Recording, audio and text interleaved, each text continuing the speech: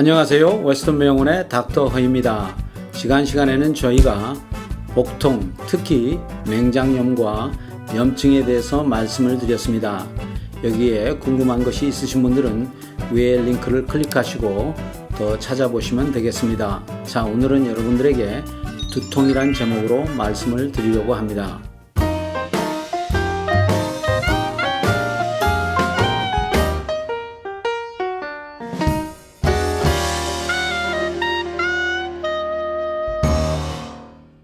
이렇게 한 30년 동안 의사 생활을 하다 보니까 많은 환자분들이 통증으로 병원을 많이 찾는데 특히 두통으로 병원을 찾을 때가 많습니다. 두통은 여러 가지 종류입니다. 어떤 분들은 또 정기적으로 가끔 두통을 앓으시는 분들, 그러니까 이제 편두통 같은 게 이런 게 가족의 병력이 있거나 또는 규칙적으로 이렇게 옵니다. 또 어떤 분들은 사이너스 헤데이크, 그러니까 축농증 같은 걸로 오는 두통이 있고요. 대부분의 분들은 걱정이 돼서 많이 옵니다. 그러니까 두통이 있으면서 다른 증세와 합쳐서 있기 때문에 이것이 뭔가 싶어서 병원을 많이 찾습니다. 두통을 가지신 분들은 몇 가지를 유념하셔야 되는데 그것이 뭐냐면은 두통이 심하게 문제가 될 때에는 대부분 이렇게 히스토리가 어떻게 됐는지, 그러니까 얼마 동안 두통이 있었는지, 머리의 어느 부분이 두통이 있는지 이런 것을 의사분들한테 잘 전달해야 되고요. 또 특히 가족 병력이 있으신 분들은 잘 말씀을 드려야 됩니다. 왜냐하면 편두통 같은 건 가족 병력이 굉장히 심하고요. 또 저희가 처음에 환자가 들어올 때 혈압 같은 걸 재는데 고혈압이 있으신 분들은 또 고혈압이 있다고, 또 약을 이런 거 저런 거 들고 계신다고 말씀을 드려야 됩니다. 왜 그러냐면은 두통도 혈압이 높은 분들에게는 다른 이유를 찾게 됩니다. 두통이 중풍에서 오는 경우에는, 그러니까 뇌졸중도 중풍이고요, 뇌출혈, 그러니까 뇌일혈, 그러니까 피가 흐르는 이런 것도 중풍입니다. 그래서 어쨌든 뇌졸중이나 뇌출혈이 의심이 될 경우는 혈압이 상당히 높은 분들이 많습니다. 어떤 때는 혈압이 상당히 높지는 않지만 어쨌든 혈압이 정상보다 높은 게 대부분입니다. 그래서 혈압이 있으신 분들은 통증이 있으면 혈압을 줄이도록 노력을 하셔야 됩니다. 또 어떤 분들은 두통이 있을 때 가장 걱정하는 게 뭐냐면 암입니다. 두뇌암은 물론 또 다른 데에 암이 있다가 전이가 되는 수가 있습니다. 예를 들면 폐암은 전이가 머리로 되는 특별한 그 암들이 있습니다. 폐암 중에, 그러니까 스몰 셀 캔서라고 그럽니다. 이것은 특별하게 25%가 폐암으로 발견되는 게 아니라 머리에 전이된 암으로 발견이 되는 경우가 있습니다.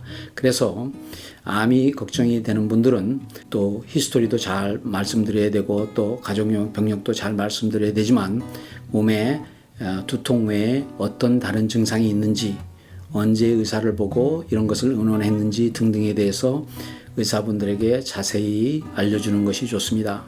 다른 두통 중에 하나가 뭐냐면은 동맥류나 정맥류 때문에, 그러니까 두뇌 안에 핏줄들이 있는데 그 핏줄 중에 정맥류나 동맥류, 그러니까 팽창된 혈관을 때문에 머리가 아프신 분들이 계십니다. 어떤 분들은 이 정맥류나 동맥류가 터져서 핏줄이 흘러서 상당히 생명의 위협을 가지고 오는 분들도 계십니다. 이런 분들은 대부분의 두통이 자주 오고, 또 어떤 문제가 있냐면 가족 병력도 큰 몫을 차지합니다. 그러니까 부모님 중에 한 분이 정맥류나 동맥류가 두뇌에 있어서 문제가 있었던 분들은 특히 더 조심을 해야 됩니다.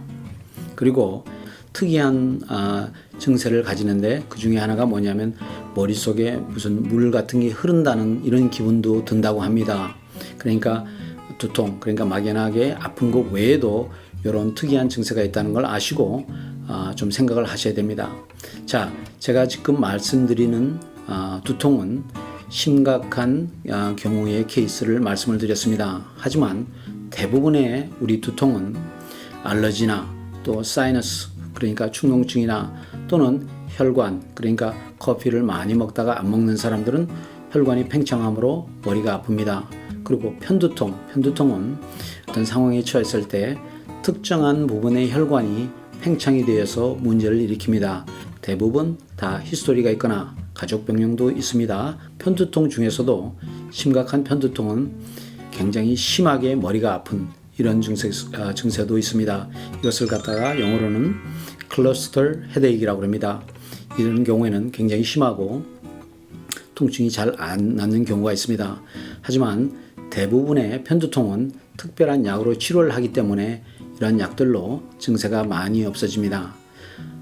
제가 오늘 두통 중에 특별한 경우를 하나 말씀을 드리려고 합니다. 이 경우는 어떤 분이 오랫동안 저희 환자였었는데 갑자기 머리가 아프시면서 판단이 조금 틀려지고 또 걷는데 조금 그러니까 한쪽이 특별히 약한 것도 아닌데 비틀거리고 하는 이런 게 잠깐 있었습니다. 이분이랑 얘기를 할 때는 별 증세가 없었는데 이런 것 때문에 조금은 석연치 않은 감이 있었습니다. 이런 거는 CT나 MRI 같은 거를 찍음으로써 전단이 나왔는데 두뇌 암의 판정을 받은 분이 있었습니다. 자, 그러니까 꼭 의사라고 해서 두통을 가지고 오면 무슨 병인지 꼭 집어내기가 쉽지는 않습니다. 왜냐하면 다른 병도 마찬가지겠지만 전형적인 증세가 있고 비전형적인 증세가 있습니다. 제가 이렇게 말씀을 드리는 경우에는 의사 선생님한테 갔을 때는 의사 선생님이 물어보는 증상이나 이런 문제에 대해서 잘 대답을 하셔야 되고 또 자세하게 설명을 드리는 것이 좋습니다. 두통은 여러 가지 양상이 있습니다. 어느 증세나 이런 것을 잘 기억하였다가 특히 넘어지거나 의식을 잃거나 이런 경우가 있을 경우에는 꼭 주치의와 상의하여 있어서 두통의 원인을 찾아내고 치료를 받기를 원합니다. 지금까지 여러분들과 두통에 대해서 알아보았습니다. 여기에 질문이 계신 분들은 댓글을 달아주시거나 웨스턴 병원으로 직접 전화를 하시면 저희가 성심성의껏 대답을 해드리겠습니다. 지금까지 닥터 허였습니다.